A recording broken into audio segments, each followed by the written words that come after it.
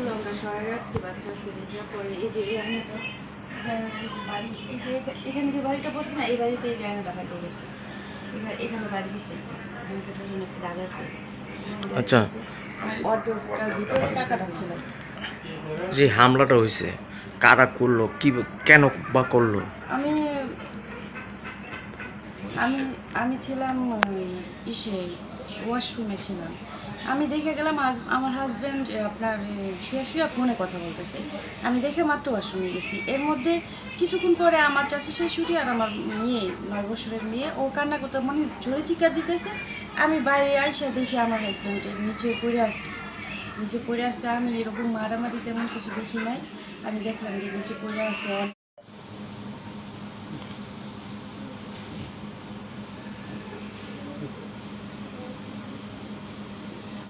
আবার ডিসি স্যারের যে আশ্রম প্রকল্প আছে না, এই যে 8 তারিখে আমি 5 লাখ টাকা তুলছি ব্যাংকের থেকে, তাজ বাংলা ব্রাঞ্চের থেকে।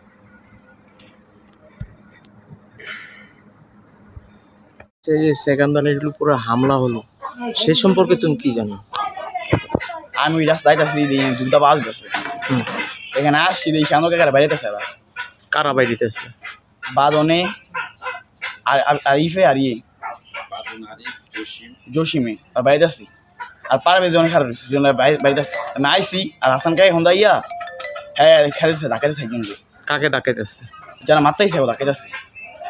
পরে আরিফে বললো পিছনে টাবারি বেগুরা কোপ দিয়ে আসে মুরদুরা, তো কয়েকটা কোপ লাগে নাই। লাস্টে একবার এক বছর হাসান শ্যামলকে কেমন করছে, লাস্টের কোপ লেগেছে টাবারি কোপ লেগেছে। আর হ্যাঁ অনু অবস্থা ঈদকে গে আইয়া হ্যাঁ দশে সেইটা হ্যাঁ গলাতে চিন্তা সিয়াল আছে যে টাকাটা নিয়ে গেছে, আমি আগের দিন টাকাটা তুলছি।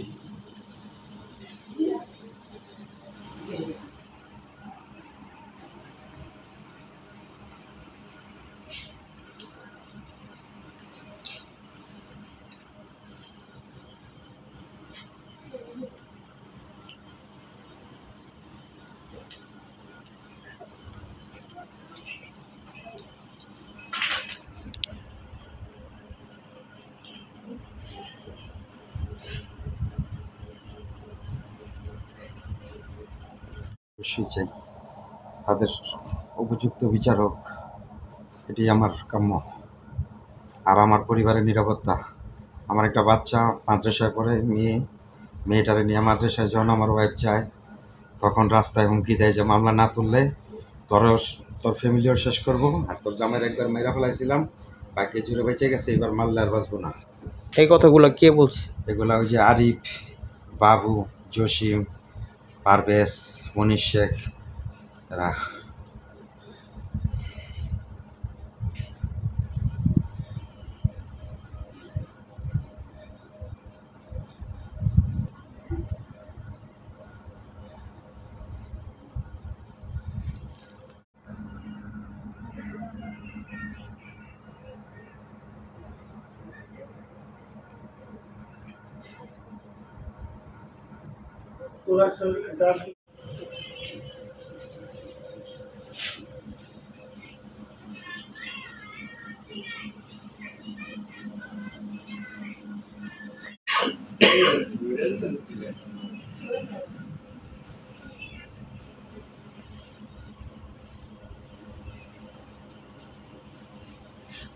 কেমন আছে?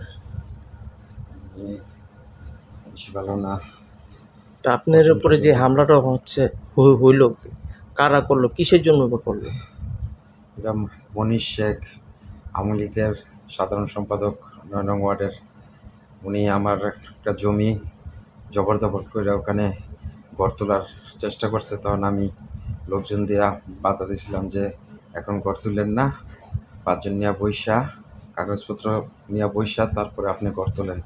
এই বাধা দেওয়ার কারণে একদিন পরে উনি সহ ওনার ভাতিজা এবং ভাগিনা জসিম, ভাতিজা আরিফ, বাবু, তারপর বাদন, পারভেজ, রাইসা হঠাৎ করে আমার ঘরের সামনে আমরা ডাক দিছে। আমি দরজার সামনে দাঁড়াইছি, দাঁড়ানোর পরে ওরা এলোপাতালি বাড়ি শুরু করছে।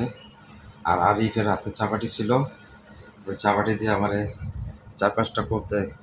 এর মধ্যে একটা কোপ আমার কপালে লাগে, কপালে লাগার পরে আমি পড়ে যাই। আর বাবু ছিল ওনার ভাতিজা বাবুর হাতে একটা পিস্তল ছিল, পিস্তল দিয়ে বলতেছে আমারে যে তোরা অনেক শেষ করে বলবো। এরপরে আমারে যখন কোপটা দেওয়ার পরে আমি পড়ে যাওয়ার পরে ওরা আমার ঘরের ভিতরে ঢুকে ভাঙচুর করে। আমি আগের দিন ব্যাংকের থেকে ডাচবাংলা ব্রাঞ্চ মুন্সিগঞ্জ শাখা থেকে 5 লাখ টাকা তুলি, যা আমার মোবাইলে মেসেজ আছে এবং চেকের পাতা আছে। ওই টাকাটা ওয়ার্ড্রোবের ভিতরে ছিল। ওরা হয়তো কোনোভাবে জানতে পারছে আমি টাকা তুলে আনছি। আমার ঘরের ভিতরে ঢুকে ভাঙচুর করে, ওয়ার্ড্রোব ভাঙচুর করে টাকাটা নিয়ে যায়। এবং আমার ওয়াইফে যখন ওয়াশরুমে ছিল চিল্লাপাল্লা শুনে ওয়াইফ দৌড়ায় বাইরে আসে, আইসা দেখা যে আমার কোপ দিছে, আমি পড়ে গেছি গা, আমারে ধরছে। এই সময় আমার ওয়াইফের গলার থেকে 1 ভরি 3 আনা ওজনের একটা স্বর্ণের চেন ছিল, চেনটা টান্দা নিয়ে ওরা দ্রুত চলে যায়। এই ব্যাপারে কি আপনি থানায় বা কোর্টে মামলা দায়ের করেছেন? আমার যখন কোপ দিছে তখন তো আমার আর প্রচণ্ড রক্তক্ষরণ হয়। পরে আমাকে প্রথমে মুন্সিগঞ্জ জেনারেল হাসপাতালে নিয়ে যায়, ওখানে রাখে না, ওখান থেকে রেফার করে ঢাকা মেডিকেল। পরে ঢাকা মেডিকেল নিয়ে যায় সাথে পরে ঢাকা মেডিকেল আমি 2 দিন ওখানে ঢাকা মেডিকেলে চিকিৎসা করি, মাথার সিটি স্ক্যান সহ মাথার চিকিৎসা হয়। তারপরে ওখানে থাকার খুব সমস্যা, সিট নাই। পরে 2 দিন পরে ওখান থেকে আবার রেফার করে মুন্সিগঞ্জ জেনারেল হাসপাতালে নিয়ে আসে। আমি মুন্সিগঞ্জ জেনারেল হাসপাতালে 5 দিন ভর্তি থাকি, ভর্তি থেকে চিকিৎসা করি। ওখান থেকে মুন্সিগঞ্জ জেনারেল হাসপাতালে থাকা অবস্থায় কোর্টে একটা মামলা হয়। ও মামলার ওয়ারেন্ট বর্তমানে টঙ্গিবাড়ি থানায় আছে। এই অবস্থা।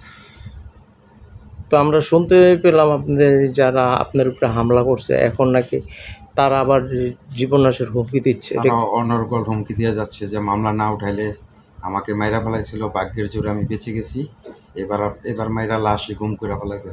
তো এখন আপনি কি চান? আমি যারা আমি নির্দোষ মানুষ, আমি শান্তিপ্রিয় মানুষ, আমি চাকরি করি, আমি দেশে কম থাকি, আমি চাকরি করি, আমার এডুক লাইফে আমার নামে কোনো মামলা মোকদ্দমা বা কারোর সাথে কোনো গ্যাঞ্জাম নাই। তা আমি একজন শান্তিপ্রিয় মানুষ। আমারে যারা এরকম